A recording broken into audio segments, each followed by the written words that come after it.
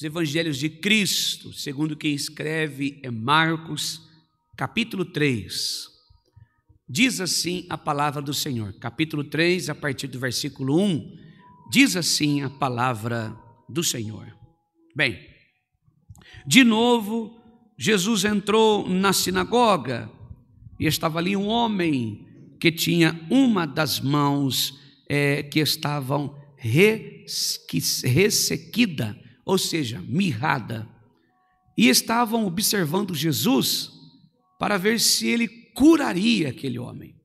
E era sábado, a fim de o acusarem. E Jesus disse ao homem da mão ressequida: vem aqui para o meio.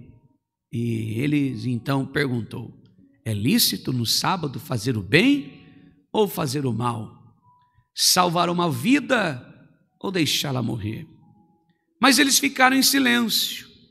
Então Jesus, olhando em volta, indignado, entristecido, com a dureza de coração daquelas pessoas, disse ao homem: estende as mãos. O homem estendeu a mão e ela lhe foi restaurada. Os fariseus saíram dali e com os herodianos logo começaram a conspirar contra Jesus, procurando ver como o mataria. Amém. Está entre nós a palavra de Deus, ela permanece na glória do Pai, e pelo Espírito Santo de Deus nós vamos compreender esse texto. Eu creio que o Senhor falará poderosamente aos corações esta noite. Assim eu oro em nome de Jesus. Amém. Bem, Igreja de Cristo, esta mensagem que nós acabamos de ler aqui, irmãos, ela traz para nós algumas verdades. A primeira, que o Senhor Jesus é o Senhor de todos os dias, é o Senhor que traz descanso, é um Deus que opera milagres, operou e continuará operando. Eu lembro, irmãos, quando você esfolhear a sua Bíblia, você vai encontrar um pouco mais à frente o Senhor Jesus trazendo parábolas. Quando você olhar em Marcos, irmãos, a partir do capítulo 4, nós vamos entender aqui, irmãos, que Jesus trabalha ensinando o seu povo. Bem, é o ministério do Senhor acontecendo. Logo mais à frente, em Marcos capítulo 4, no versículo 35, nós vamos ver agora o Senhor não mais ensinando os discípulos por parábola. O Senhor vai trazê-los para dentro do problema, para que eles aprendam dentro do problema como viver a parábola dentro do problema. Ou seja, por fora o Senhor vai pregar e anunciar para os discípulos e os demais que ali estavam a parábola do Senhor. O que fazer para ter uma boa colheita, um bom plantio, preparar a terra, enfim, em parábolas. O Senhor está ensinando o que é ter uma terra boa, uma terra preparada, os frutos que nós devemos dar pelo Espírito Santo de Deus. O Senhor então pede mais à frente, após pregar, atravessemos do outro lado e Ele vai fazer acontecer agora o sermão dentro do barco, na tempestade, aonde o Senhor chama os homens de pouca fé. Irmãos, mostrando que eles ainda não estavam convictos, não estavam crendo no poder do Senhor. Ou seja, Ele veio para os seus, mas os seus não aceitaram. Os discípulos tinham muita coisa a aprender. Além das parábolas pregadas para eles, agora o Senhor vai causar uma situação que é a tempestade. Vir aqui dizer para você, a tempestade da sua vida vai passar, você sabe disso. Mas não é isso que eu vim aqui fazer, não é esse o meu compromisso com a igreja de Cristo, o meu compromisso com a palavra de Deus é anunciar o evangelho da graça, aquela irresistível graça, maravilhosa graça que você recebe em meio à circunstância, em meio ao caos da sua vida, em meio à tempestade da sua vida, o Senhor abraçando a igreja e sendo irmãos amados de Cristo, amigo seu, não só na hora da facilidade, mas também na hora da dificuldade. O Senhor está bem ali, o Senhor está ensinando aos discípulos, lá em Marcos, no capítulo 5, 35. Bem, dito isso, um pouco mais para frente, eu preciso fazer esse esboço para que você aprenda. Um pouco mais para frente, nós vamos conhecer Jesus, com um homem chamado Jairo. Este mesmo Jairo é o chefe da sinagoga onde acontece esse milagre das mãos mirradas. Agora sim, chegamos a esse texto. Quando nós olhamos para essa mensagem do homem da mão mirrada, o Jairo é o chefe desta sinagoga. Portanto, o que nós entendemos? Entretanto, era chefe da lei, era um homem que cuidava dos negócios da sinagoga. Primeira coisa que eu vejo aqui, irmãos, este milagre maravilhoso era o Senhor Jesus confrontando os que ali estavam, e dentre eles, Jairo. Foi nesta mão mirrada, na cura da mão mirrada desse homem, que Jairo começou a ser convertido. Portanto, quando você vê o milagre da mão mirrada, você já lembra de Jairo. Foi nesse cenário que Jairo começa a ser convertido. Ele já ouvia falar de Jesus. Portanto, ele está em um lugar, irmãos, que prega contra o Senhor Jesus. Ele era chefe dessa sinagoga. Toda vez que você ouvir a palavra pregada do homem da mão mirrada, o Jairo tem que estar no contexto dessa história. Porque é mais para frente que Deus vai fazer um grande milagre, porque Jairo assiste a cura do homem da mão mirrada. Jairo só vai à presença de Jesus e se prostra aos pés dele, porque viu a cura do homem da mão mirrada. E o que tem a ver isso? Vamos lá. Tudo a ver comigo e você. O que nós vamos chamar a atenção aqui nesse texto, e o que chama a atenção minha e sua, queridos que estão aqui esta noite. Primeiro eu quero falar sobre a dificuldade daquele povo entender por que Jesus fazia milagre no sábado. Por que Jesus não guardava o sábado como os fariseus, os escribas, os homens daquela época, a igreja, a religião daquela época? Eu me lembro que nunca toquei nesse assunto. Porque Jesus, para nós, é descanso. Ele é o nosso descanso. Só que para os religiosos daquela época, o sábado era um dia especial de descanso. Mas para Jesus não. Ele é o nosso descanso. Eu não preciso, quem tem Jesus, descansa no domingo, porque Jesus é o nosso sábado. Quem tem Jesus descansa na segunda-feira. Não estou dizendo de você ficar em casa, não. Descansa os seus problemas, a sua ansiedade, a sua dificuldade, porque Jesus é o Senhor da nossa vida. Ele é o nosso descanso, simples assim. Eu não preciso de um dia, eu preciso de Jesus. Você não precisa de um dia melhor que o outro, você precisa de Jesus. Ele é o descanso da igreja. Eu quero começar abordando esse assunto. Primeiro de tudo, eu não sei o que você veio fazer aqui, qual é o seu problema, o que você tem trazido aqui. O Senhor está dizendo na palavra esta noite que Ele é o seu descanso. Ele é o seu descanso. Hoje, terça-feira, o Senhor é o teu sábado hoje. O Senhor é um sábado para muita gente que está aqui. Ah, irmãos, que maravilha sabermos que o Senhor é o nosso descanso. É isso que esse texto está dizendo. Que você pode descansar no Senhor na segunda, na terça, na quarta, na quinta, todos os dias da sua vida, porque Ele é o nosso descanso. É isso que os religiosos daquela época não entendiam.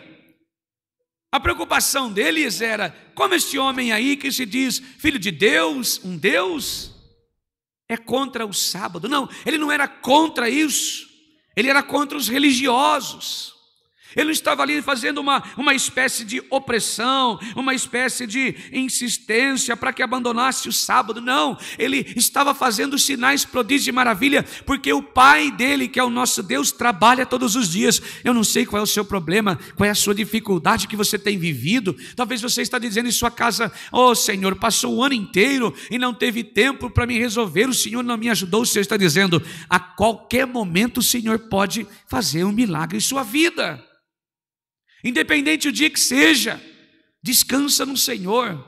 Uma terça-feira, neste horário, irmãos, Já estamos dando quase 9 horas, 9 e pouco da noite. Você pode descansar no Senhor. Não interessa o dia, a hora, o mês, o ano. O Senhor é o seu descanso. Um descanso que você não encontra. Tem dias que são terríveis, mas o Senhor é o seu descanso. Tem dias que são tenebrosos, mas o Senhor é o seu descanso.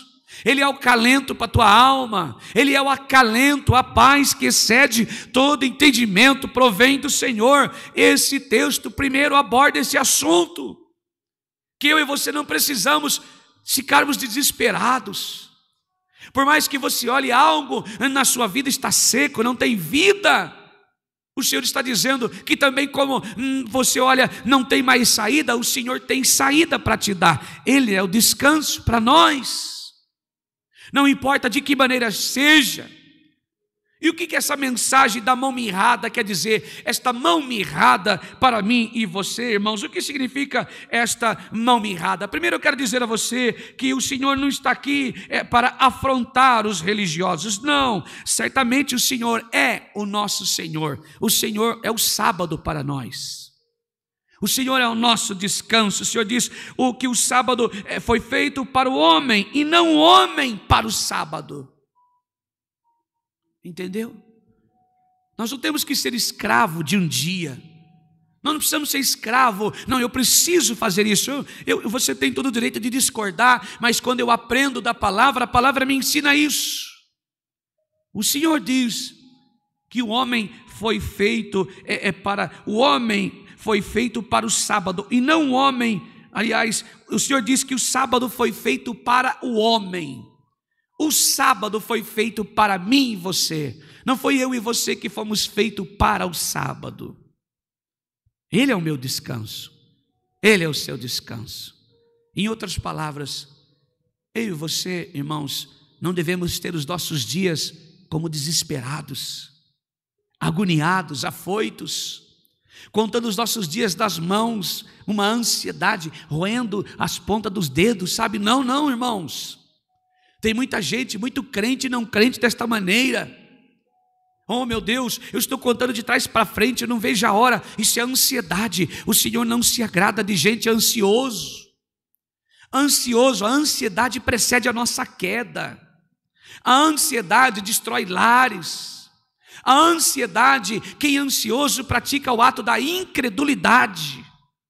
Está ansioso, olha, eu não vejo a hora para tal dia, olha, e começa a dizer, meu Deus, está chegando tal dia, está chegando, para que desespero? Meus irmãos, a ciência comprova que 70% do nosso desespero, da nossa ansiedade de algo que vai acontecer, acaba não acontecendo,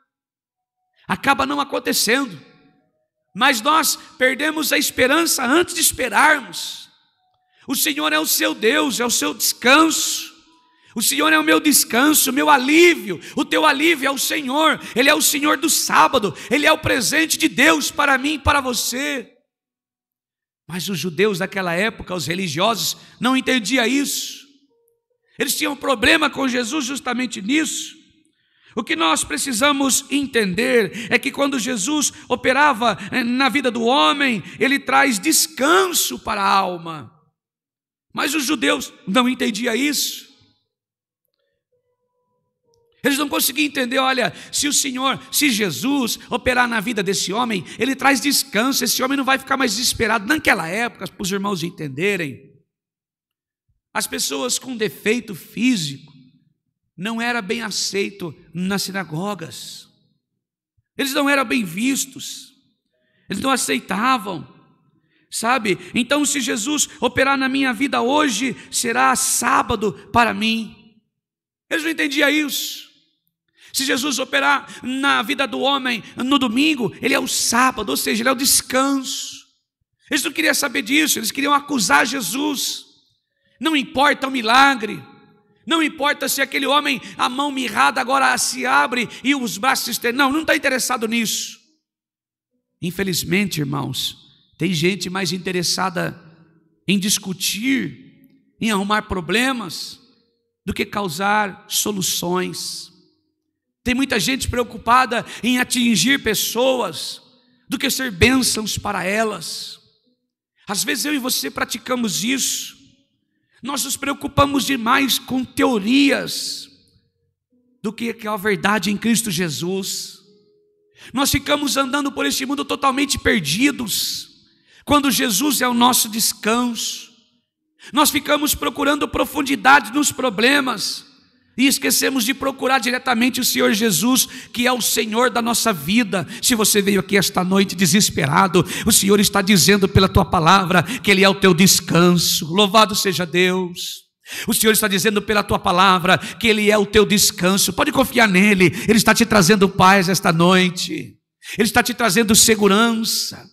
Quanta gente que está dizendo talvez esta noite: Senhor, eu passei um ano de tantas tribulações, será que o ano próximo vai ser pior? O Senhor está dizendo: descansa no Senhor. Ele é o Deus dos teus dias, Ele é o Deus dos meus dias. O que importa para mim e para você, que todos os anos de 2025, Ele venha a ser o meu descanso. Que todos os anos, os dias do ano de 2025, o Senhor venha a ser o seu descanso. Que você venha valorizar a Jesus e não os dias difíceis de sua vida. Que eu e você venhamos a valorizar o Senhor e não as dificuldades da nossa vida. Nós fazemos, infelizmente, do nosso Deus pequeno demais, e Ele é o Deus poderoso. Louvado seja Deus. Creia, o ano de 2025, Ele será o seu descanso, Ele será o meu descanso, Ele será a nossa vida, Ele será ainda, continuará sendo pelo século do século, a esperança da igreja. A esperança e a volta de Jesus deve ser desejada pela igreja. O descanso eterno que ainda virá, louvado seja Deus. Mas desta terra você ainda pode gozar da graça, se beneficiar da graça, se regozijar na graça, ser feliz na graça, sentir paz pela graça, ser educado pela graça, receber bênção através da graça maravilhosa. É a graça de Deus manifesta aqui esta noite. Ele é o seu descanso, Ele é o seu sossego, Ele é a sua paz, Ele é o teu ânimo, Ele é o teu vigor, Ele é a tua coragem, Ele é a tua reavivar novamente. Ele quer reavivar você esta noite dizendo: ei, eu sou o seu descanso. Louvado seja Deus.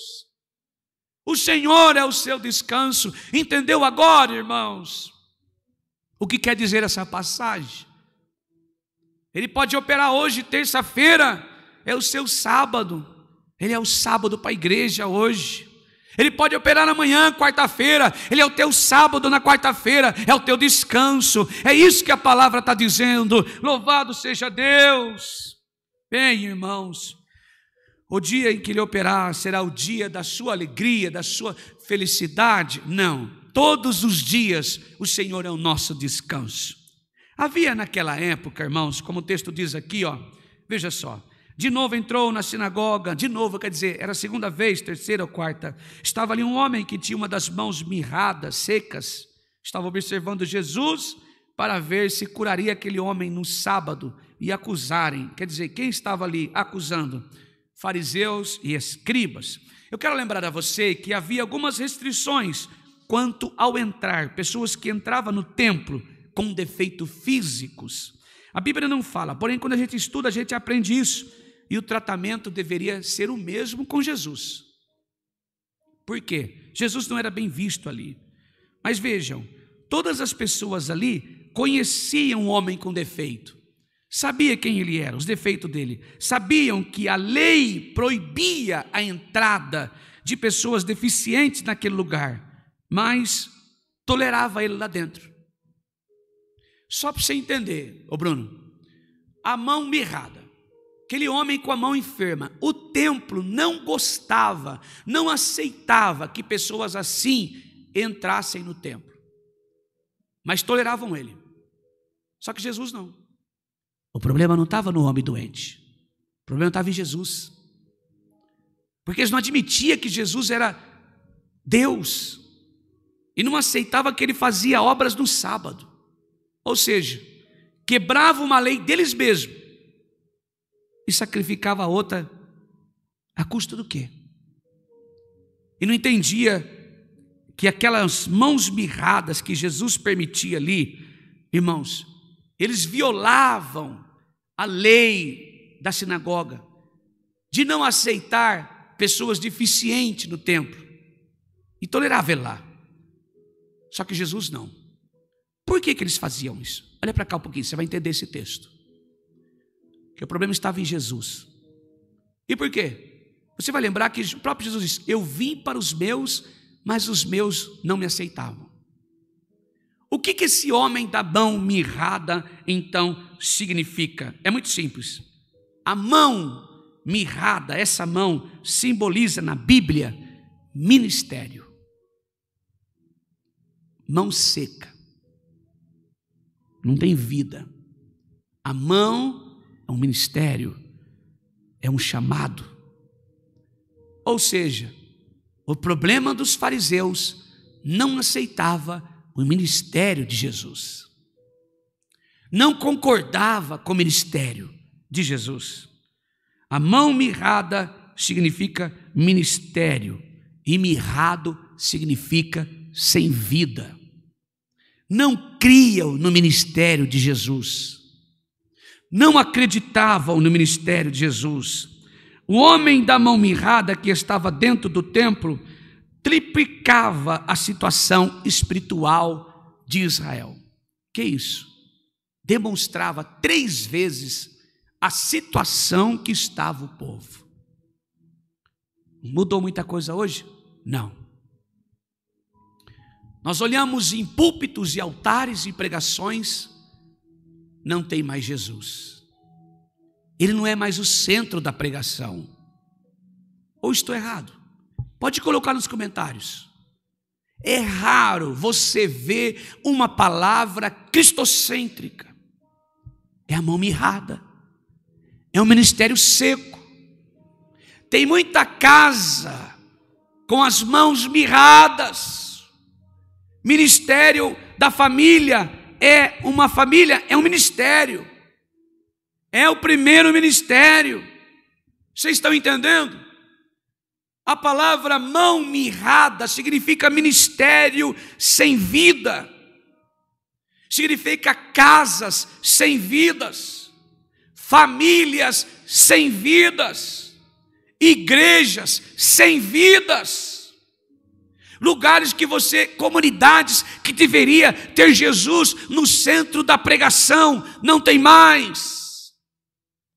Esta chamada dentro do templo de Israel, com Jesus pregando esta palavra, ele estava fazendo justamente isso. Vocês preferem criticar a mim do que aceitar que vocês estão secos. É como uma mão encolhida, não tem nada de vocês que cheiram aos perfumes, melhor dizendo, como perfumes aos narizes, as narinas do Senhor. Ele estava demonstrando justamente isso. Olha como vocês estão secos, olha como vocês não têm mais vida, olha como vocês não têm mais esperança, olha como vocês estão vivendo. Vocês não conseguem olhar para mim, vocês não conseguem me enxergar como esperança, vocês não conseguem me ver como pais, vocês não conseguem enxergar que eu sou a porta e vocês devem entrar por mim, vocês não conseguem me ver como caminho, verdade e vida. Mesmo que aquela mão volte ao normal, mesmo que aquela pessoa seja curada, vocês não interessam pela cura, vocês estão interessados em me criticar, vocês estão interessados em me condenar. Eu vim justamente para vocês, vocês é a ovelha perdida da casa de meu pai, vocês sabem que estão perdidos, mas não conseguem retornar para a casa do pai. E o pai na varanda esperando, e o filho não quer retornar, torcendo a palavra. Jesus Cristo quer curar a seu ministério familiar desta mão mirrada, e às vezes eu e você não vemos. Ele quer entrar e ser o centro da igreja, e às vezes eu e você não vemos. Ele quer entrar na empresa que você trabalha, lá está cheio de mãos mirradas, e você e eu não percebemos. Ele quer visitar a nossa casa, o nosso coração, e eu e você nem percebemos. Foi assim que ele nos encontrou. com as mãos mirradas, com o coração seco, com os olhos secos, com a alma seca. Louvado seja Deus! E Ele nos chamou, vem aqui. Foi a mesma coisa com este homem. Olha que palavra poderosa, irmãos. Olhou para dentro do nosso coração e viu o nosso coração seco, mirrado, sem vida. Olhou para a sua alma seca, mirrada, sem vida. E quem estava naquela igreja? Jairo. Foi através deste milagre da cura das mãos do homem que Jairo começou a se converter ao Senhor. Quantas vezes, irmãos, nós esquecemos de como nós estávamos. Esse homem naquela época simbolizava Israel. Para os dias de hoje simboliza eu e você como nós estávamos. Nós estávamos secos, sem esperança, sem chance nenhuma, correndo de um lado para o outro. Infelizmente, irmãos, aleluia, naquela época o culto não tinha mais vida, só tinha liturgias, só tinha letras, só tinha conhecimentos. Tem muita gente aí brigando e falando, olha, não pode, de fato a letra mata, o Espírito não é isso que quer dizer. Está dizendo sobre a lei. De fato a letra mata mesmo, matou Jesus. A lei que estava imposta sobre mim foi imposta sobre Jesus, só Ele pôde cumprir a lei. Quando a palavra diz a letra mata, o Espírito vivifica, é isso. Precisou matar o meu Senhor, o seu Senhor, o nosso Senhor, para o Espírito de Deus vivificar a mim e a você. Nós morremos para o mundo. A lei matou o nosso Senhor e nos trouxe graça, e nos trouxe vida. A mão que estava mirrada, ela saiu para fora. Louvado seja Deus, nos trouxe esperança, nos trouxe paz, reconciliação com Deus. Israel, irmãos, desta maneira, Deus não tinha mais fala com o homem, era um culto vazio. Quantas vezes nós olhamos para cultos deste jeito, culto vazio, nós entramos e sai pior do que entramos. Por quê?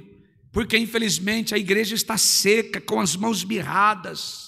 Infelizmente nós entramos dentro da nossa casa às vezes de um jeito e saímos pior do que entramos. Por quê? Porque infelizmente Jesus Cristo não está lá, Ele já saiu do nosso lar. Mas se você veio aqui esta noite encontrar esperança, o Senhor está dizendo pela tua palavra que Ele quer que você tenha saúde na sua casa, que Ele quer que você tenha saúde onde você congrega, que Ele quer que você tenha saúde nos teus dias. De que maneira? Enchendo-se, revestindo da palavra de Deus, ouvindo a palavra de Deus. É ela que cura, louvado seja Deus. É ela que traz esperança, é ela que faz essa sua mão seca, esse coração seco, estas lágrimas que não tem mais dos teus olhos, pela presença de Deus, voltar a ser manifesta. E o que Deus fez desse homem, converteu corações como a vida de Jairo. E o Senhor está dizendo esta noite, o que Ele vai fazer em minha vida e a sua esta noite, irmãos, que chegou aqui com o coração doendo demais, com o coração seco demais, com os olhos secos demais, já faltam lágrimas para você, a sua alma seca demais. O Senhor está dizendo que Ele quer visitar a sua alma esta noite.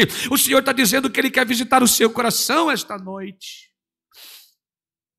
para que você seja reavivado, para que eu e você vivemos um reavivamento. Louvado seja Deus, que maravilha, louvado seja Deus.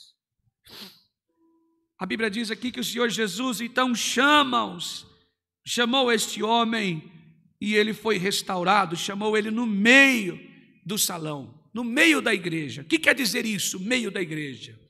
Ele estava mostrando a todos que o Senhor sabe da situação de Israel, espiritual de Israel.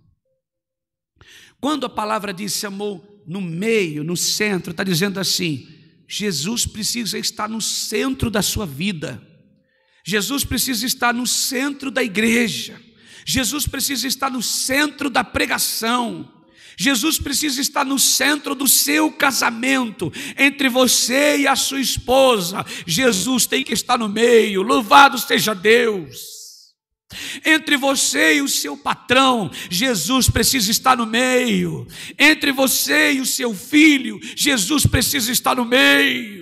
Entre você, o púlpito e o banco que você está, Jesus precisa estar no centro da igreja. Entre eu e você e a pregação, Jesus tem que estar no centro. É Ele que sonda quem prega, é Ele que sonda quem ouve, é Ele que sonda a esposa, é Ele que sonda o marido, é Ele que sonda os filhos, é Ele que sonda o pai e a mãe. Está entendendo a ideia de Jesus estar no centro? Foi Ele que viu a mão mirrada daquele homem, olhou para a direita escribas e fariseus, olhou para a esquerda pessoas que estavam ali para serem convertidos. Essa é a ideia de Jesus estar no meio, observando todas as coisas. Quando Ele está no centro da igreja, Ele observa todas as coisas. Quando Ele está no centro da tua família, Ele vê todos os movimentos da tua casa. Quando Ele está no centro do teu trabalho, Ele vê os movimentos de todos os lados. Jesus precisa estar no centro do casamento. Quando Ele vê a minha pessoa, às vezes orgulhosa, cheio de si, Ele vai tratar comigo pelo Espírito Santo para não atingir a minha esposa. Está entendendo por que Jesus precisa estar no centro da pregação, da igreja, da nossa vida? Sem Jesus não somos nada. Ele não pode ficar num canto, Ele não pode ficar por lá de fora, não, Ele tem que estar no meio. Portanto, se na sua vida Jesus não é o centro, coloque Ele no centro da tua vida. Centro não é canto, centro não é direita, centro não é esquerda, centro não é nos fundos, centro não é fora, centro é no meio nosso. Louvado seja Deus. Tinha algo no fundo da igreja, um homem com as mãos mirradas no fundo do poço. Significava Israel. Os cultos só tinham liturgia, não tinha sentido. Quanto culto que só tem liturgia, costumes, falácias, né? Só doutrinas de homens. Não tem Jesus no centro. Quantas famílias que só tem discussão, problemas, desencontros. Não tem a bênção no meio. Por quê? Porque Jesus não está lá. Ele não está olhando, observando a sua casa. Ele não é nem convidado a estar lá. Ele não é o convidado da igreja. Os altares cheios de gente famosa, idólatras de si. Infelizmente, o orgulho que toma conta do meu coração toma do outro. Amanhã eu estou brigando com alguém que sobe aqui discutindo porque este lugar é meu, ninguém leva. Aqui não, isso é meu. Não, irmãos, não é meu, não é nem seu. Quanta gente desta maneira. Jesus Cristo estava olhando para o homem com as mãos mirradas lá no fundo e vendo quem era Israel naquele momento, olhando para um lado e vendo os escribas e fariseus e vendo o que estava no seu coração. Do outro lado talvez estava Jairo. Este homem vai precisar de mim logo, a sua filha vai morrer, eu vou na sua casa, vou ressuscitá-lo. Jesus do centro da igreja trata com a minha necessidade, trata com a necessidade da irmã à direita, trata com a necessidade do irmão à esquerda, vai buscar o pecador lá de fora da rua e trata com quem está pregando aqui dentro. Está entendendo? Porque Jesus precisa ser o centro da pregação. Jesus precisa ser o centro da tua vida. Louvado seja Deus. Porque nós não conseguimos o que está atrás de nós observar, mas Ele vê todas as coisas. Eu não consigo olhar o que está além dessa parede, mas o Senhor sabe o que tem. Eu não consigo guardar os meus filhos longe de mim, mas o Senhor está lá junto. Jesus precisa ser o centro da minha vida e da sua. Talvez seja isso porque você está com as mãos mirradas. Talvez seja isso porque tua vida talvez está estagnada no mesmo lugar. Porque nós não conseguimos observar que precisamos é de Jesus. Precisamos do Senhor sobre a nossa vida. Por fora um belo monumento, mas por dentro um sepulcro caiado. Que isso? Exalando um cheiro desagradável. Isso quem faz? O pecado da mentira, da discórdia, do orgulho. Se Jesus está no centro da minha vida e da sua, talvez algo mirrado em sua vida. Quantas pessoas, eu estou aqui oferecendo a você, vendendo milagre. Não, estou dizendo assim, que se você tiver os olhos em Jesus no centro da sua vida, o milagre acontece. Aconteceu na minha e vem acontecendo todo dia. Quando Jesus está no centro da nossa vida, a coisa desenrola. Você não tem ideia o que Deus faz para nós, nem percebemos, Deus faz. Às vezes até esquecemos de pedir, quando percebemos, Deus já fez. Por quê? Porque Ele é o centro da vida, a minha maior atenção. Esta noite, para encerrar esta palavra, que Jesus seja a sua maior atenção.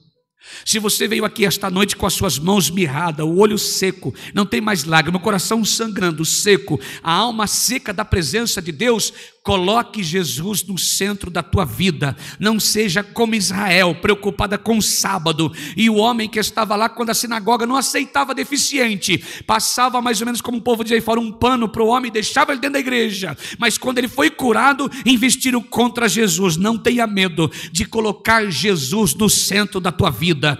Ele precisa estar no centro da tua vida. Esta é a palavra. Deus seja louvado. Amém.